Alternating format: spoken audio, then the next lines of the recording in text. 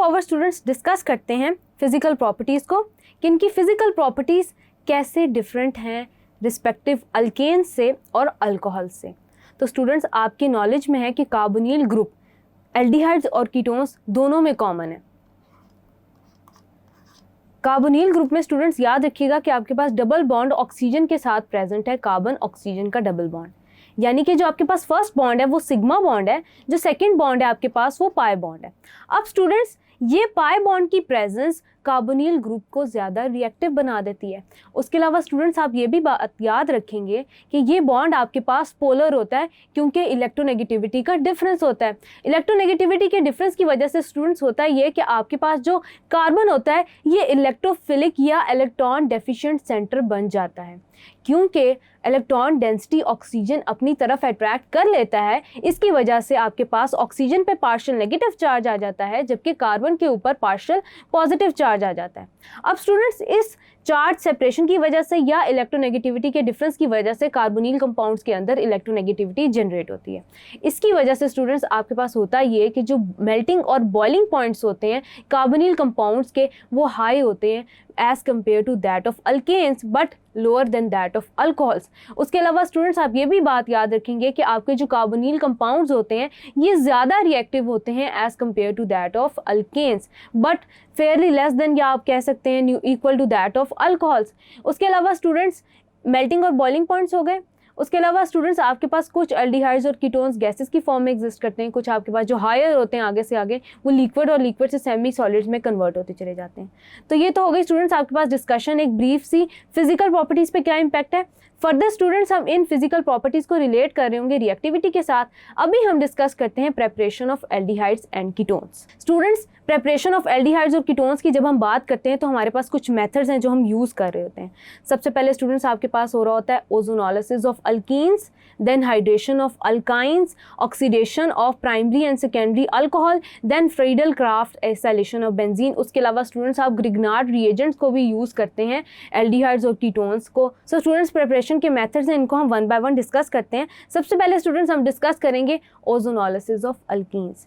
Ozonolysis of alkenes में students आपके पास होता ये है कि आप यूज़ कर रहे होते हैं कोई भी अल्कीन, यहाँ पे स्टूडेंट्स जो हम पर्टिकुलरली यूज़ कर रहे हैं अल्कीन वो सब्सटीट्यूटेड होता है, यानी कि डिफरेंट तरह के अल्काइल ग्रुप्स उसके साथ एसोसिएटेड हैं, जैसे कि हम जनरल एग्जांपल में ले रहे हैं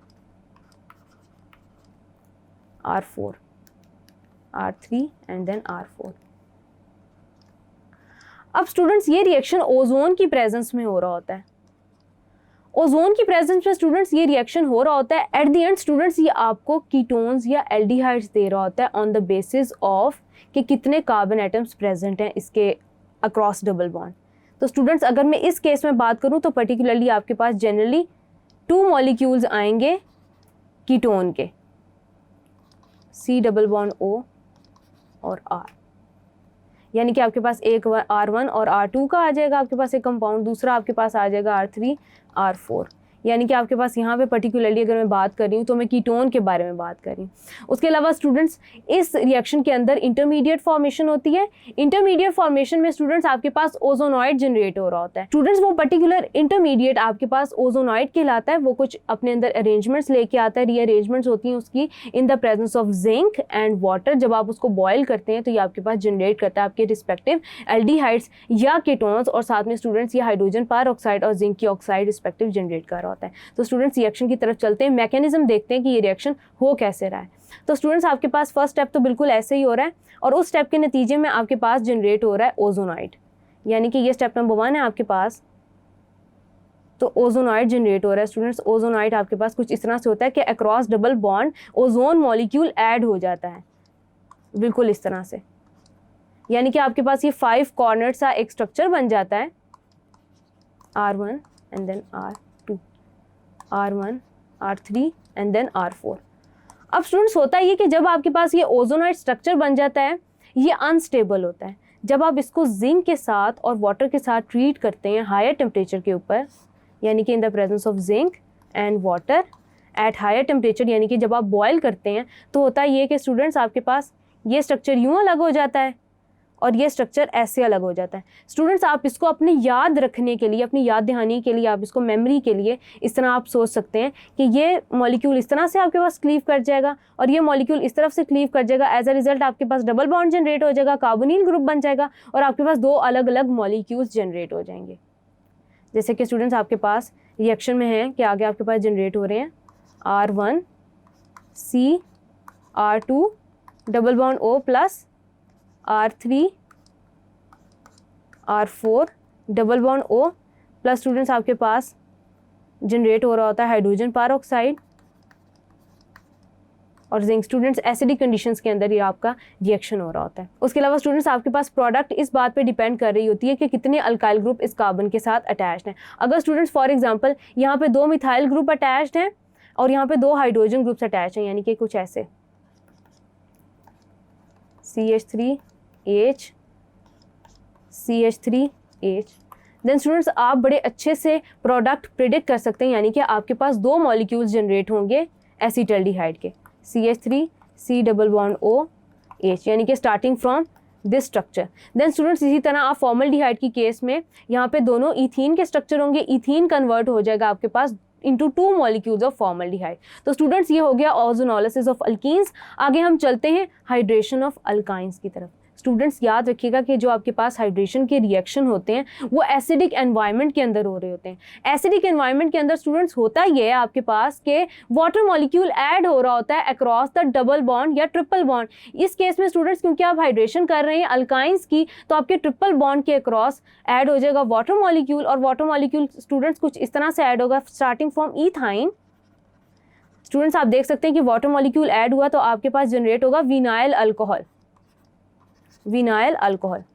अब स्टूडेंट्स आपके पास ये जो विनाइल अल्कोहल जनरेट हुआ है ये अनस्टेबल होता है, अनस्टेबल होता है, ये कुछ रीअरेंजमेंट्स करता है। रीअरेंजमेंट स्टूडेंट्स आप इसको इस तरह से लिख सकते हैं कि कार्बन के ऊपर OH ग्रुप होता है स्टूडेंट्स, ये OH ग्रुप डायरेक्टली वहीं पे अटैक करता है या वहीं पे अटैच होता है जहाँ पे ट्रिपल बॉन्ड प्रेजेंट है। स्पेसिफिकली इसको हम एक और एग्जाम्पल से डिस्कस कर लेंगे। एंड देन स्टूडेंट्स आपके पास प्रोटॉन शिफ्ट होता है। प्रोटॉन शिफ्ट कैसे होता है स्टूडेंट्स आपके पास कि ये डबल बॉन्ड स्टूडेंट्स आपके पास ब्रेक होता है, ये इस तरफ मूव करता है।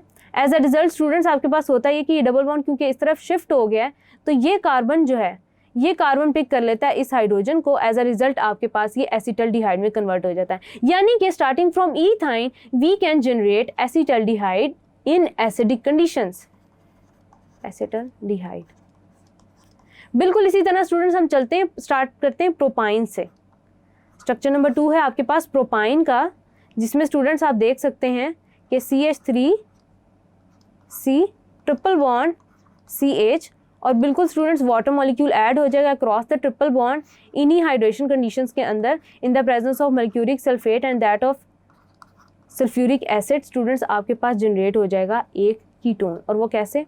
आपके पास बिल्कुल वैसे ही अल्कोहल जनरेट होगा CH3 आपके पास हो जाएगा CHOH एंड देन स्टूडेंट्स आपके पास यहाँ पे OH एंड देन यहाँ पे आपके पास आ जाएगा CH3। यहाँ पे स्टूडेंट्स आपके पास डबल बॉन्ड होगा क्योंकि डबल बॉन्ड के क्रॉस प्रेजेंट है ये। अब स्टूडेंट्स जब ये प्रोटॉन शिफ्ट होगा बिल्कुल वैसे ही जैसे विनाइल अल्कोहल की केस में होगा, तो आपके पास जनरेट होगा आफ्टर रीअरेंजमेंट जनरेट हो जाएगा ketone CH3C double bond O bond CH3। बिल्कुल वैसे ही स्टूडेंट्स जैसे आपने स्टडी किया था in the case of ethyne, यानी कि from propyne we can generate ketones that is acetone. Then students आपके पास थर्ड रिएक्शन है जिसमें आपके पास बेंजीन का स्ट्रक्चर है इन द फॉर्म ऑफ स्टूडेंट्स आपके पास ट्रिपल बॉन्ड प्रेजेंट है, कार्बन के साथ अटैच्ड है C triple bond CH in the presence of the conditions above. तो स्टूडेंट्स आपके पास ये कन्वर्ट हो जाएगा एसीटोफिनोन के अंदर, एसीटोफिनोन के अंदर डबल बॉन्ड O CH3। बिल्कुल इसी तरह स्टूडेंट्स रीअरेंजमेंट के स्टेप्स करते हुए आप इसको प्रॉपरली मेंशन कर सकते हैं कि आपके पास कैसे ये मिथाइल एराइल कीटोन में ट्रिपल बॉन्ड कन्वर्ट हुआ कंटेनिंग फिनाइल अरीन, यानी कि फिनाइल एसिटाइलिन आपके पास प्रेजेंट था, तो वो कैसे कन्वर्ट हो गया आपके पास एसीटोफिनोन में। तो ये तो हो गई आपके पास students addition of water molecule across triple bond in acidic conditions in the form of hydration of alkynes. हमने 3 रिएक्शंस डिस्कस किए। आगे हम चलते हैं oxidation of primary and secondary alcohols की तरफ। स्टूडेंट्स हम पिछले चैप्टर्स में भी डिस्कस कर चुके हैं कि oxidation of primary and secondary alcohols आपके पास एल्डिहाइड्स जनरेट कर रही होती है। स्टूडेंट्स, इन पर्टिकुलर रिएक्शंस के लिए हम ऑक्सीडाइजिंग एजेंट्स यूज़ करते हैं। इस रिएक्शन की केस में पर्टिकुलरली हम यूज़ कर रहे होते हैं स्ट्रॉन्ग ऑक्सीडाइजिंग कंडीशंस, यानी कि पोटेशियम डाइक्रोमेट यूज़ कर रहे होते हैं इन कंसनट्रेटेड सल्फ्यूरिक एसिड। स्टूडेंट्स, याद रखिएगा कि ये आपके पास ऑक्सीडाइजिंग एजेंट जनरेट करता है इन the form of nascent oxygen, जो कि आपके बॉन्ड्स को ऑक्सीडाइज कर रहे होते हैं। उसके अलावा स्टूडेंट्स, आप एक और बात याद रखेंगे कि आपके पास जो प्राइमरी अल्कोहल्स हैं, प्राइमरी अल्कोहल्स एल्डिहाइड्स में जब कन्वर्ट होती हैं तो फर्दर ऑक्सीडाइज होकर एसिड्स में कन्वर्ट होती हैं। लेकिन स्टूडेंट्स, जब हम सेकेंडरी या टर्शियरी अल्कोहल्स की बात करते हैं, सेकेंडरी अल्कोहल्स की बात करते हैं स्टूडेंट्स, जब हम पर्टिकुलरली, तो आपके पास डायरेक्ट कन्वर्जन हो रही होती है कीटोन्स के अंदर, यानी कि वो आगे एसिड्स के अंदर कन्वर्ट नहीं होते। एंड देन स्टूडेंट्स, हम जब बात करते हैं टर्शियरी अल्कोहल्स की, तो स्टूडेंट्स उनके अंदर ऑक्सीडेशन की केस में डबल बॉन्ड जनरेट होता है, जिसको हमने लास्ट चैप्टर में डिस्कस भी किया था। देन स्टूडेंट्स, हमारे पास जो पहला रिएक्शन है उसमें स्टूडेंट्स हमारे पास है butanol. Butanol according to 4 number of parent chain, butanol students convert हो रहा है आपके पास ब्यूटायरल डिहाइड में या ब्यूटानॉल के अंदर। देन स्टूडेंट्स, हमारे पास जो नेक्स्ट है, हमारे पास है बेंजाइल अल्कोहल। बेंजाइल अल्कोहल की जब ऑक्सीडेशन होती है, then it generates benzaldehyde, benzaldehyde. Then students, अगर हम आइसोप्रोपाइल अल्कोहल लें, CH3 CHOH and then CH3, यानी कि हम एक सेकेंडरी अल्कोहल ले रहे हैं सिमिलर कंडीशंस के अंदर, तो स्टूडेंट्स आपको अच्छी तरह पता है कि वो कीटोन जनरेट करेगा, CH3।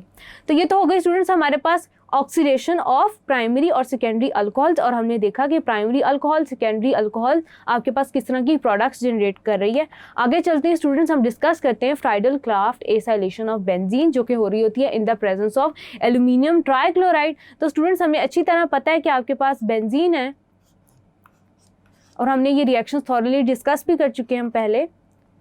एसिड क्लोराइड के साथ रिएक्शन होगा, तो एज अ रिजल्ट स्टूडेंट्स आपके पास जनरेट होगा फिनाइल मिथाइल कीटोन या alkyl phenyl ketone, C double bond O और R। स्टूडेंट्स, ये हो गया आपके पास in the presence of aluminium trichloride, acidic conditions होती हैं, यानी कि आगे आपके पास HCl जनरेट हो रहा होता है। तो स्टूडेंट्स, ये तो हो गया आपके पास Friedel Crafts acylation of benzene. इसके साथ ही स्टूडेंट्स हम सारे मेथड डिस्कस कर चुके हैं of the preparations of aldehydes and ketones. अब हम चलते हैं रिएक्टिविटी की तरफ, एंड देन हम आगे डिस्कस करेंगे रिएक्शंस थॉरली। Thank you.